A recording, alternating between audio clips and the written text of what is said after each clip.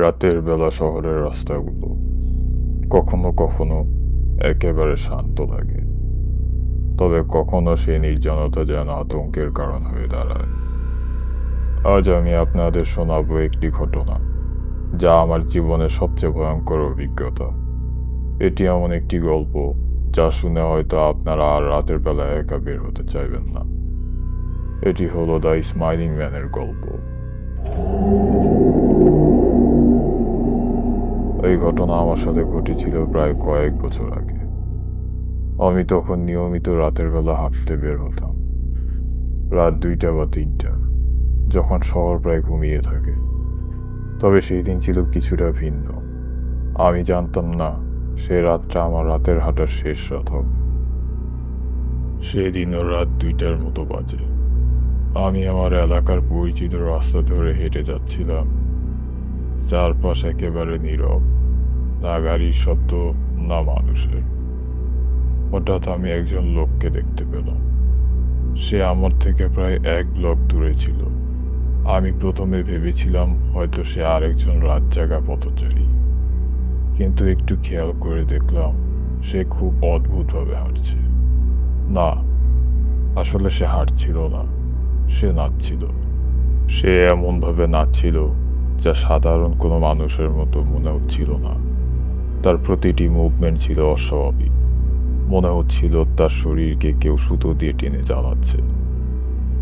তখনও আমি তেমন গুরুত্ব দিইনি। ভেবেছিলাম হয়তো মদ্যপ অবস্থায় কেউ মজা করছে। তবে এরপর আমি তার মুখের দিকে তাকালাম, আর তখনই আমার রক্ত হিম হয়ে গেল। সে হাসছিল। তার মুখে এমন এক ধরনের হাসি ছিল যা আমি কোনো মানুষের মুখে কখনো দেখিনি। তার ঠোঁট একদম কানের কাছ পর্যন্ত টানা ছিল, যেন তার মুখ ছিঁড়ে যাবে। তার চোখগুলো বড় বড়, একটুও পলক ফেলছিল না। তার সে অস্বাভাবিক মুখের অভিব্যক্তি দেখে মনে হচ্ছিল সে হয়তো আমাকে নিয়ে কিছু জানে যা আমি নিজেই জানি না। আমি ভয়ের রাস্তার অপর পাশ দিয়ে হাঁটা শুরু করলাম।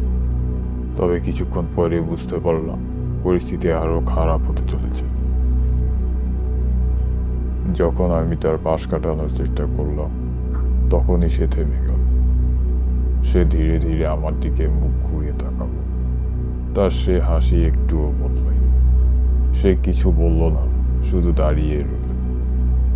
আমার ভেতর আতঙ্ক বাড়তে লাগলো। আমি দ্রুত হাঁটতে শুরু করলাম, কিন্তু সে আমাকে অনুসরণ করা শুরু করলো। যতই আমি গতি বাড়াই, সে ঠিক আমার গতি মিলিয়ে চলছিল। আমি দৌড়ানো শুরু করলাম, আর তখনই দেখলাম সে অদ্ভুতভাবে দৌড়তে শুরু করেছে। তার দৌড়ানোর ভঙ্গি ছিল যেন কোনো রোবটের মতো। তার শরীর যেন এক এক জায়গায় বেঁকে যাচ্ছে, কিন্তু সে ভয়ানক দ্রুত গতিতে আমার দিকে এগিয়ে আসছিল। আমি কোনোভাবে দৌড়ে আমার অ্যাপার্টমেন্টে পৌঁছালাম। দরজা বন্ধ করে ভিতরে ঢুকে বসলাম। আমার নিঃশ্বাস বন্ধ হয়ে আসছিল।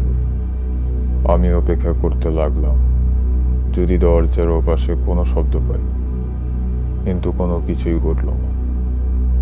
তবে সেই রাতের অভিজ্ঞতা আমার মনের ভেতরে চিরস্থায়ী হয়ে রইল। সেই বিকৃত মুখ আর সেই ভয়ঙ্কর হাসি আমাকে রাত ঘুমোতে দেয় না। আমি জানি না সেই ব্যক্তি সত্যি একজন মানুষ ছিল নাকি কিছু অশুভ শক্তি। তবে আমি এই ঘটনার পর থেকে আর কোনোদিন রাতের বেলা একা হাঁটতে বের হইনি। আপনারা কি মনে করেন এমন কিছু কি সত্যি হতে পারে?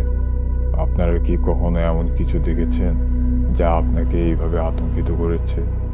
নিচে কমেন্টে শেয়ার করুন।